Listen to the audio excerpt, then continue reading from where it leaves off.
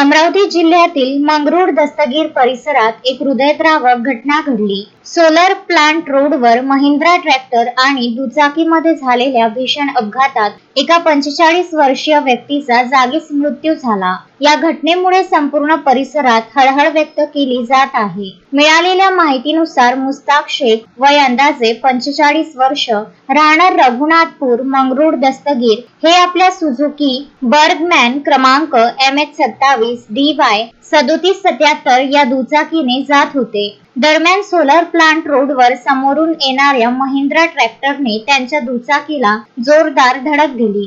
धडक इतकी भीषण होती की मुस्ताक शेख यांचा घटनास्थळीच मृत्यू झाला। अपघातानंतर परिसरात नागरिकांची मोठी गर्दी जमली होती। घटनेची माहिती मिळताच मंगरुळ दस्तगीर पोलिसांनी तातडीने घटनास्थळी धाव घेतली। पोलिसांनी पंचनामा करून मृतदेह उत्तरीय तपासणीसाठी पाठवला आहे। अपघातातील ट्रॅक्टर पोलिसांनी ताब्यात घेतला असून पुढील तपास सुरू आहे। विदर्भ न्यूज ब्युरो, मंगरुळ दस्तगीर।